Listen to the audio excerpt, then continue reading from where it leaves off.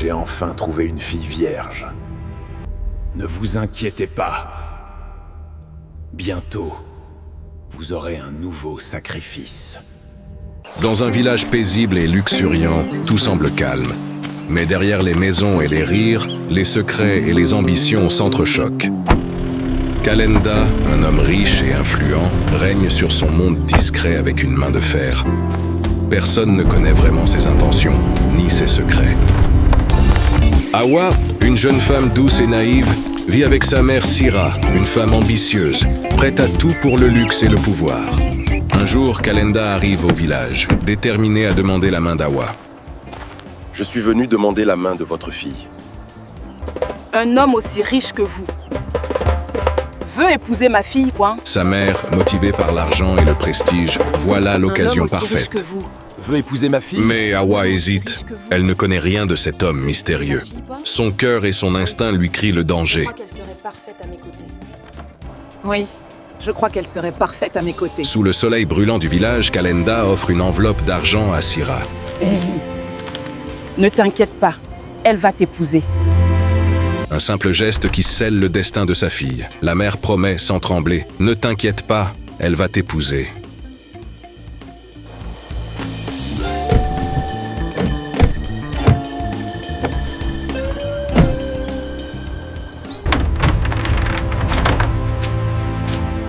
Tu faisais quoi là? Tu écoutes derrière les portes maintenant. Non, maman, je... Ne mens pas. Hawa, écoute-moi bien. Tu vas épouser Kalenda. Point final. Il est riche, puissant et c'est ce qu'il te faut. Compris? Mais maman, je ne le connais même pas. On ne sait rien de lui. Il est riche, c'est l'essentiel. Quand Hawa proteste, sa mère l'arrête net. Le mariage doit se faire, c'est l'ordre. La richesse et le pouvoir l'emportent sur les désirs et les sentiments d'une jeune femme. Et alors que tout semble décidé, Kalenda rentre chez lui. Derrière son sourire, un secret sombre et inquiétant se cache. Un secret que personne, pas même Hawa, ne soupçonne encore. J'ai enfin trouvé une fille vierge. Ne vous inquiétez pas. Bientôt, vous aurez un nouveau sacrifice. Que tu le veuilles ou pas, le mariage aura lieu. Aveuglée par l'argent et le pouvoir, sa propre mère scella son destin. Peu importaient ses larmes. Demain, tu vas épouser Kalenda. Peu importaient ses peurs. La décision était déjà prise. Le mariage est bientôt. Prépare-toi. Dans ce combat, Hawa était seule, prise au piège entre l'amour d'une mère et la cruauté d'un homme. Pourquoi moi? Pourquoi ma mère me force à épouser cet homme? Et tandis que les jours passaient, le piège se refermait lentement, sans aucune échappatoire. Qui est là? Tu as entendu? Hawa va se marier à un homme riche. On dit même que c'est un millionnaire. Ah! Venez au mariage, il y aura à manger. Tu as entendu? Hawa va se marier à un homme riche. On dit même que c'est un millionnaire. Ah bon? Moi aussi, je vais y aller. Il y aura à boire. Très vite, la nouvelle se répandit dans tout le village. Hawa allait épouser un homme riche. Tiens-toi droite, et c'est ton jour. Pour les habitants, c'était une bénédiction. Le mari est arrivé, maman? Pas encore. Il va venir. Une fête, une occasion de célébrer.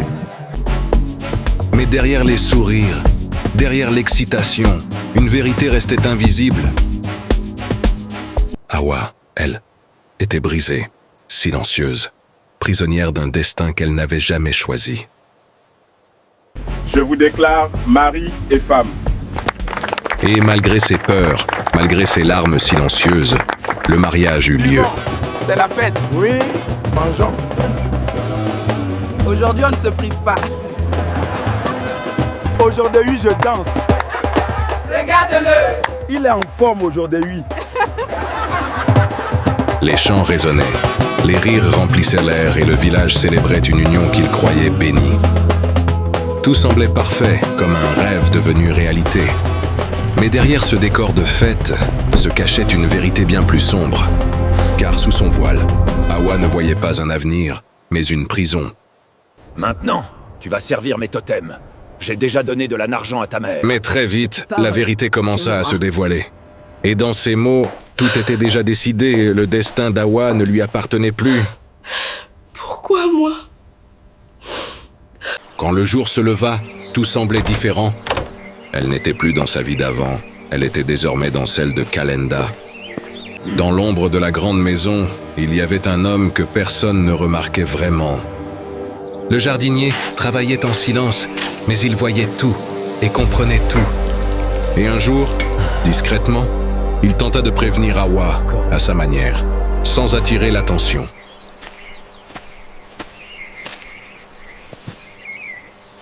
Donc c'est toi la nouvelle. Comment ça? Je ne comprends pas. Ne t'inquiète pas, tu n'es pas la première. Et tu ne seras pas la dernière. Que Dieu vous garde. Dans son esprit, les paroles du jardinier revenaient sans cesse, Qu'est-ce que ça veut dire? comme un avertissement impossible à ignorer. Qu'est-ce que c'est? Tu regardes déjà ce qui ne t'appartient pas. Dans cette maison, rien n'échappe à Kalenda. Je t'avais prévenu. Regardez juste. Ne recommence pas. Sans prévenir, il apparut, derrière elle. Kalenda, lui, réalisait qu'il devait garder le contrôle, à tout moment. Après ce qu'elle avait découvert, Awa ne pouvait plus rester calme. La peur grandissait en elle. Je dois sortir d'ici. C'est alors qu'elle retourna voir le jardinier, le seul qui semblait comprendre ce qu'elle J'ai besoin de te vivait. parler. Je sais. Cet homme ne se marie pas. Il choisit. Et ces femmes disparaissent. Quoi? Tu es en danger. Non! Non! Ce n'est pas possible! Calme-toi.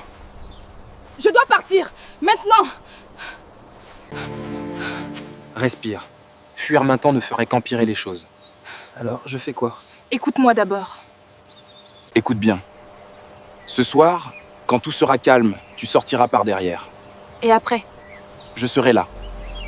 Sans dire plus, un plan fut décidé, la fuite aurait lieu dans l'ombre. Quand la nuit tomba sur la maison de Kalenda, le silence devint plus lourd que jamais. Dans l'ombre, Awa prit enfin une décision, celle de ne plus subir. Doucement, sans bruit, elle quitta sa chambre. Guidée par une seule promesse, elle marcha vers celui qui lui avait offert une chance.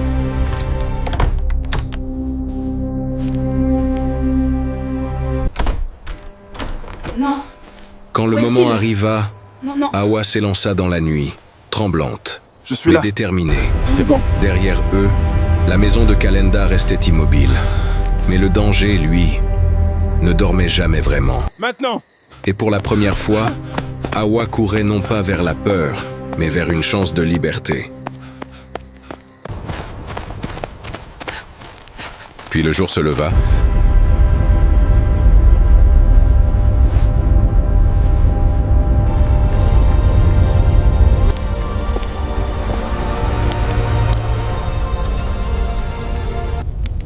Impossible. Donc, elle s'est enfuie, très bien. Sa mère payera à sa place.